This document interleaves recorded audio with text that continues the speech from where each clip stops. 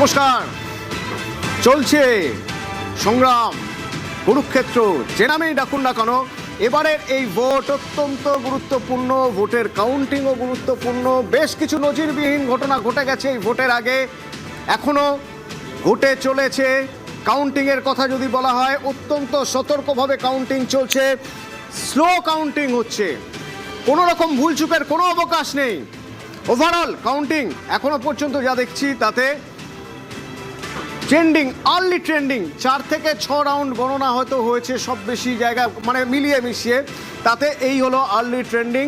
103, 182, 2 left, 2 ওপাশে আদার্সে, এই দুটো হলো হুমায়ুন কবির দুটো জায়গা থেকে দাঁড়িয়েছিলেন, দু জায়গা থেকেই তিনি লিড করছেন।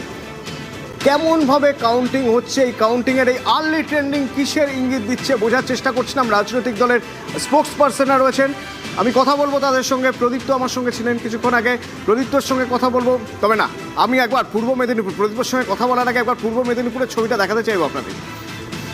পূর্ব মেদিনীপুর এখনো পর্যন্ত 16টারই ট্রেন্ড পাওয়া যাচ্ছে, 16টিতেই বিজেপি এগিয়ে, তৃণমূল একটিতেও এগিয়ে নেই। এবং নন্দীগ্রামে শুভেন্দু অধিকারী অনেকটা লিড নিয়ে নিয়েছেন, সেখানে রীতিমতো সেলিব্রেশন চলছে কাউন্টিং সেন্টারের বাইরে। পূর্ব মেদিনীপুরের এই যে 16টি আসনে কত রাউন্ড গণনা এখনো পর্যন্ত হয়েছে, এখনো পর্যন্ত ট্রেন্ড, আর্লি ট্রেন্ড কি বলছে জানবো। সুজিত সরাসরি আমার সঙ্গে রয়েছেন। সুজিত,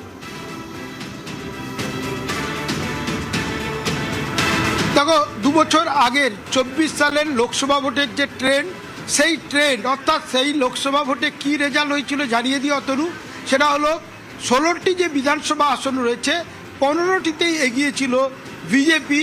এবং আজকে যেটা গণনার শুরু থেকে দেখা যাচ্ছে, কোথাও হয়তো 3 রাউন্ড, কোথাও 5 রাউন্ড, কোথাও 8 রাউন্ড হয়েছে। গণনা যত এগোচ্ছে বেশিরভাগ আসন অর্থাৎ বলা যায় সিংহভাগ আসন, সে রামনগর থেকে, এগরা থেকে, হলদিয়া, নন্দীগ্রাম, মহিষাদল, নন্দকুমার, তমলুক, বিভিন্ন জায়গায় বিভিন্ন কেন্দ্রে দেখা যাচ্ছে এগিয়ে চলেছে বা লিড রয়েছে বিজেপি প্রার্থীর। এবং সেই লিড বাড়তে বাড়তে বাড়তেই আছে। এবং এই যে অবস্থা, যেটা নিউজ 18 বাংলার আগাম যে পূর্বাভাস, যে রেজাল্ট কি হতে পারে, যেখানে পর্যালোচনায় কিন্তু বলাই হয়েছিল, বলেছিলেন যে আমাদের তরফ থেকে যেটা বলা হয়েছিল 12-13টি আসনে ভালো রেজাল্ট করবে বিজেপি, এমনকি 16টি আসনও যদি ভালো রেজাল্টের ফলে পেয়ে যায় অবাক হওয়ার নয়। সেটা বলার জায়গা এখন আসেনি, তবে এটা বলার জায়গা এসছে হলদিয়ার মতো শিল্পাঞ্চল, তাপসী মণ্ডল যিনি বিজেপির টিকিটে জিতে তিনি একেবারে চলে গেছিলেন তৃণমূলে, প্রার্থী হয়েছিলেন, তিনি ক্রমশ পিছোচ্ছেন, তার লিড ক্রমশ পিছোচ্ছে। এবং তার যে বলা যায় পিছিয়ে পড়া, সেটা ক্রমশ দেখা যাচ্ছে দীর্ঘ হচ্ছে। নন্দীগ্রাম নজরগাড়া কেন্দ্র, রাজ্যের ভবানীপুর এবং নন্দীগ্রামের যিনি ভোট প্রার্থী শুভেন্দু অধিকারী, তার নন্দীগ্রামের আসনে কি হলো, সেখানে তার এগিয়ে থাকা অব্যাহত আছে। তবে মোহাম্মদপুর জিপি গ্রাম পঞ্চায়েতে বিজেপি, সেখানে কিন্তু বলা যায় বিজেপি প্রার্থীর থেকে তৃণমূল ভালো ফল করেছে। তার ফলে যেটা বোয়াল 1, 2, ভেকুটিয়া, এই এলাকাগুলো যখন শুভেন্দু লিড নিচ্ছিল, তার পাশে কিন্তু মাইনাসে গেছে মোহাম্মদপুর, এটা জানাই ছিল। সংখ্যালঘু অধ্যুষিত এই অঞ্চল, সেখানে তৃণমূলকে লিড দিয়েছে। দিলে কি হবে, কাটাছড়া করে শুভেন্দু এখনও স্বস্তির জায়গায়। এবং হরিপুর তার সব থেকে বড় লিড দেওয়ার জায়গা, সেখানে গণনা চলছে। নন্দীগ্রাম গ্রাম পঞ্চায়েত এখন মার্জিন কততে লিড করছেন শুভেন্দু অধিকারী, কি বল মনে? দেখো, শুভেন্দু অধিকারী লিড চলে গিয়েছিল 8-9 হাজারের ওপর, কিন্তু যেটা 4 হাজারের মতো লিড পেয়েছে প্রায় 4200 তৃণমূল মোহাম্মদপুর গ্রাম পঞ্চায়েতে, সেটা কিন্তু কমলো। কিন্তু আবার এখন যখন আমি তোমার সঙ্গে কথা বলছি, সূত্রের খবর, কাউন্টিং যখন চলছে হরিপুর এবং নন্দীগ্রাম গ্রাম পঞ্চায়েত, সেখানে কিন্তু যে বলা যায় এগিয়ে চলছে লিড, অনেকটাই মেকআপ হয়ে গেছে। ওই যে 4000 কমে গেছিল, সেটা হয়তো অনেকটাই এখন মেকআপ হয়ে গেছে। এবং যত সময় গড়াবে নন্দীগ্রাম, সকালে যা দেখা যাচ্ছে সেই ট্রেন্ড অনুযায়ী যত সময় গড়াবে নন্দীগ্রামের লিড আরও বাড়বে শুভেন্দু অধিকারীর। সুজিত ভৌমিক আমার সঙ্গে সরাসরি ছিলেন। প্রদীপ্ত, পূর্ব মেদিনীপুর একটি জেলা, এই রাজ্যে তৃণমূল 15 বছর সরকারে রয়েছে, তারপরে যখন বিধানসভা ভোট হচ্ছে দেখা যাচ্ছে একটা জেলার একটা আসন এমন নেই যেখানে তৃণমূল লিড করছে। দুপুর 12টা হয়ে গেল।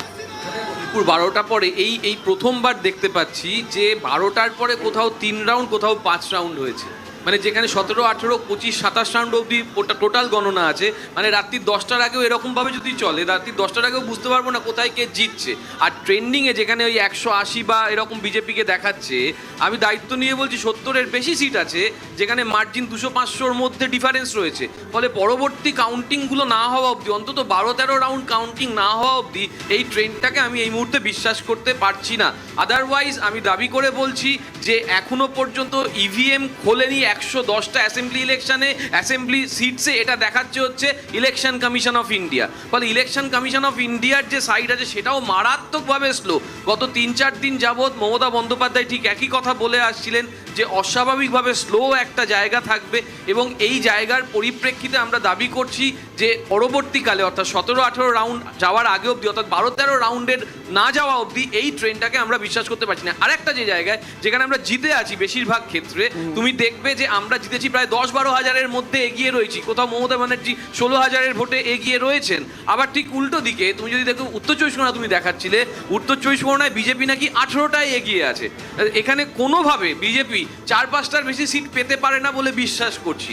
ফলে আমি ওয়েট করব আগামী আরও কিছু রাউন্ডের জন্য, কিন্তু এত স্লো যে স্লো কাউন্টিংটা কিন্তু কিছু সন্দেহের স্বাভাবিক জন্ম দিচ্ছে যে কোথাও গিয়ে একটা নার্ভের জায়গা। আমাদের যে অভিযোগ ইলেকশন কমিশন কিছু কাজ করছে বিজেপির হয়ে, সেই অভিযোগটা কতদূর হয় সেটা আর একটু ওয়েট করা দরকার। আমি একবার পুরুলিয়ার ছবি দেখতে চাইবো। পুরুলিয়ার কি অবস্থা? 9টির মধ্যে থেকে 9টিরই ট্রেন্ড পাওয়া যাচ্ছে।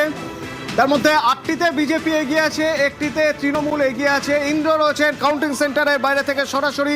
ইন্দ্র, কত রাউন্ড গণনা হলো এখনো পর্যন্ত?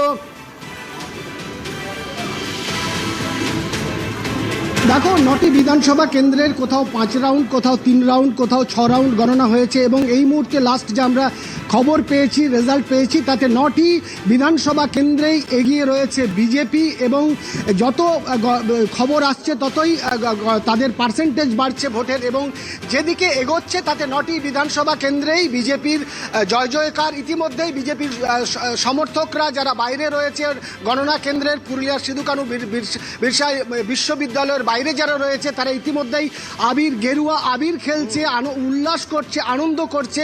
এবং যত রাউন্ডের খবর আসছে ততই দেখা যাচ্ছে যে বিজেপি এগিয়ে যাচ্ছে। যদিও এই মুহূর্তে বিজেপির 9টি রাউন্ডেই বিজেপি এগিয়ে আছে, 9টি কেন্দ্রে বিধানসভা কেন্দ্রেই বিজেপি এগিয়ে আছে। যদি পুরুলিয়ার যে 9টি বিধানসভা কেন্দ্র ছিল তার 6টি বিধানসভা কেন্দ্র বিজেপির দখলে ছিল 2021-এ, এবং 3টি ছিল তৃণমূলের দখলে। এবারে একেবারে বিজেপি এখানে আরো অনেক ভালো ফল করতে চলেছে আর্লি ট্রেন্ড অনুযায়ী অন্তত। ধন্যবাদ ইন্দ্র। শ্রমিক দাশগুপ্ত,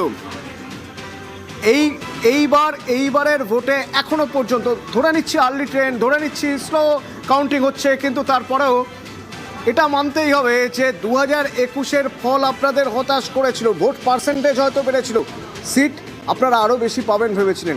সেই জায়গা থেকে এবার বোধহয় আরও সুবিধাজনক জায়গায় মনে হচ্ছে। কতগুলো জিনিস বলি। প্রথম হচ্ছে, যদি 2021-এ এবারের মতো ফ্রি অ্যান্ড ফেয়ার ইলেকশন হতো তাহলে কী ফলাফল হতো বলা যায়। দ্বিতীয়ত, নরেন্দ্র মোদীজির নেতৃত্বে এই জয়টা এসছে, সাধারণ মানুষ সেই বিশ্বাসটা রেখেছেন, এবং আমাদের নেতার ওপর সেই ভরসাটা আছে। যেদিনকে উনি বিহার থেকে বলেছিলেন যে বিহারের থেকে গঙ্গা জলটা পশ্চিমবঙ্গে যাবে, সেদিনই আমরা জানতাম আমাদের নেতৃত্বরা আমাদেরকে সেইভাবে নেতৃত্ব দেবে যাতে আমরা মানুষের সমর্থনটা পুরো আদায় করতে পারি।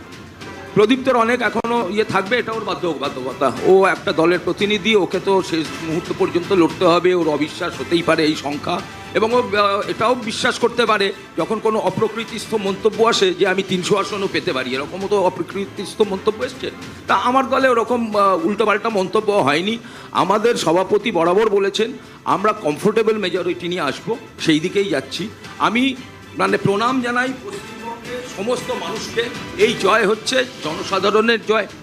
তৃতীয়, আমি যেটা বলবো, দীর্ঘ 7 বছর ধরে আমি আমার দলের মুখপাত্রভাবে এসেছি। আমি দেখেছি বিভিন্ন বিরোধী দল এবং বিভিন্ন channel, including you, don't mind, তারা আমাদের কর্মীদের এবং ভোটারদের মনোবল ভাঙার জন্য প্রতিনিয়ত বলে গেছে যে বিজেপির সংগঠন নেই। আর আমি অন্তত বলেছি এবং আমাদের দলের অন্যান্য নেতারাও বলেছে আমাদের সংগঠন হচ্ছে। আপনি বললেন ঠিকই, এক মিনিট, আমি শেষ করিনি ভাই, আমি শেষ করিনি ভাই। সরাসরি বলছেন, আপনি সরাসরি বলছেন, এটা তো হতে পারে না। বিতর্কে হয়েছে এবং আমি কি উত্তর দিয়েছি, আমি পরিষ্কার বলছি। আমি বলেছি যে আমাদের সংগঠন মানে তোলা নয়, আমাদের সংগঠন সাধারণ মানুষের। মমতা বন্দ্যোপাধ্যায় কি বার্তা দিচ্ছেন একবার শুনবো ছোট করে।